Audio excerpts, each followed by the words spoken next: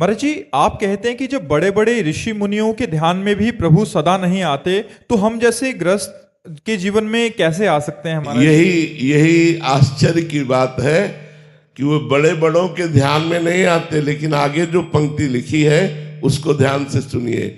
मुनि मन ध्यान धरत नहीं पावत, करत विनोद संग बालक भट।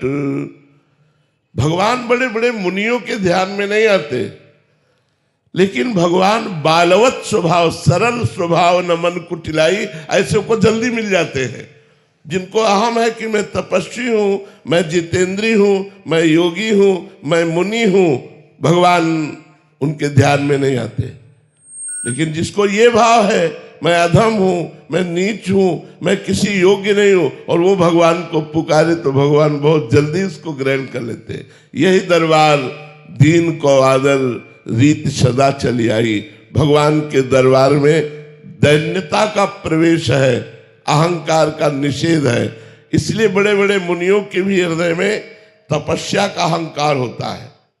जैसे सबसे बड़े मुनि दुर्वासा जी, अब वो महान भक्त अम्बरीश जी को शाप देने के लिए पहुंच गए, कृत्या उत्पन्न कर दी।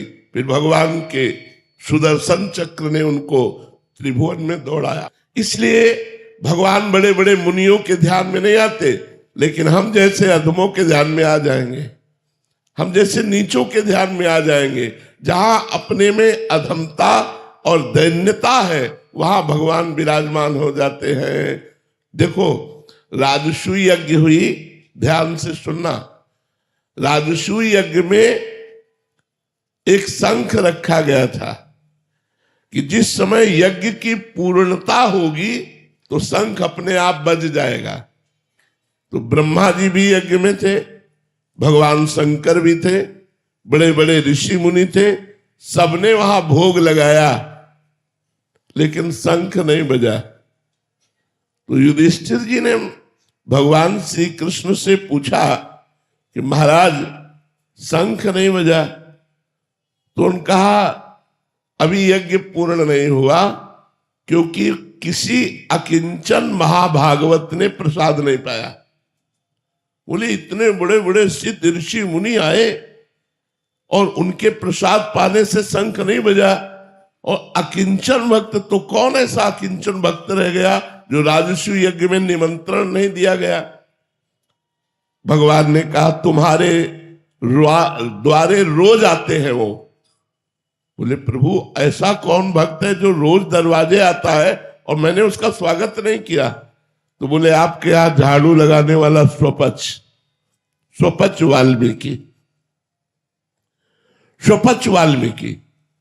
बोले प्रभु वो अनन्य भक्त है?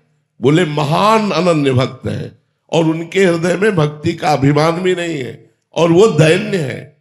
अर्जुन और भीमसेन को भेजा, जाओ उनके घर और उनको निमंत्रण देके बुलाओ और रसोई तैयार करें द्रौपदी, और जब उनको सम्मान से पवाओगे तब यज्ञ पूर्ण होगा। तो स्वपच वाल्मीकि के यहां जब अर्जुन और भीम जी गए तो वो रो रहे थे भगवान का नाम जप करते हुए, हा कृष्ण हा कृष्ण। भीमसेन ने देखा कि अरे इनको तो कोई जानता ही नहीं कि ऐसे महान भक्त हैं। ये तो एक हाथ में डलिया, एक हाथ में झाड़ू लिए दोना पत्थर वहां उठाते, लेकिन ऐसे महान भक्त साष्टांग दंडवत। जो इस साष्टांग दंडवत किया, तुम कहा अरे मालिक आप ये क्या कर रहे हो, हम तो आपके नौकर हैं, हम तो आपके द्वारा पोषित है। उन्होंने कहा भगवान श्री कृष्ण ने अब आपका राज से खोल दिया है, अब आपको निमंत्रण देने आए हैं। और आपको बोले हम तो रोज जूठन पाते हैं, हमें निमंत्रण की क्या जरूरत? बोले नहीं, भगवान ने कहा है। तब उन्होंने कहा भगवान की तरफ प्रलय कोप से कहा कि मैं छुप करके आपका भजन करना चाहता हूं, लेकिन आप प्रकाशित ही करना चाहते हैं, तो यदि आप प्रकाशित करना चाहते हैं तो मैं छुप कैसे सकता हूं, अवश्य आऊंगा। तो उनको पालकी में बैठाल करके राजसूय यज्ञ में बुलाया गया। द्रौपदी जी ने स्वयं भोजन तैयार किया, और जब वो पाने बैठे तो खीर, सब्जी, दाल, कढ़ी, ये सब एक में मिला लिया, सब मिला लिया। द्रौपदी जी को अच्छा नहीं लगा, पूरी रात अलग अलग व्यंजन बनाती रही। स्वपच वाल्मीकि जी ने पाया, लेकिन शंख नहीं बजा। युधिष्ठिर जी ने कहा, महाराज आप तो कह रहे थे अकिंचन महाभागवत स्वपच जी जब पालेंगे तो शंख बज जाएगा। बोले शंख तो बज जाएगा, लेकिन अपराध हो गया, इनके प्रति किसी ने अपराध कर दिया, इसलिए शंख नहीं बजा। किसने किया? तो द्रौपदी जी ने कहा, मेरे मन में एक बात आई प्रभु, पूरी रात सुंदर सुंदर पकवान बनाती रही, तो अलग अलग तो इन्होंने चखा नहीं, एक में मिला लिया, तो मुझे लगा कोई राजा महाराजा होता तो वो स्वाद जानता, ये क्या जाने स्वाद, इसीलिए एक में मिला लिया, ऐसा मेरे मन में आया।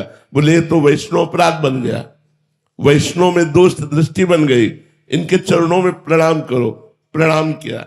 भगवान ने कहा स्वपच वाल्मीकि जी से कि आपने ये सब एक में क्यों मिला लिया, अलग अलग स्वाद क्यों नहीं लिया? तो बोले प्रभु आप स्वाद लेने वाले तो आप हैं, हम तो प्रसाद पाते हैं और प्रसाद का स्वाद नहीं होता, इसीलिए हमने सब में मिला लिया कि प्रसाद तो चिदानंदमय होता है, मैं अलग अलग कढ़ी सब्जी का स्वाद ये तो आप लेते हैं, मैं तो प्रसाद पाने वाला हूं।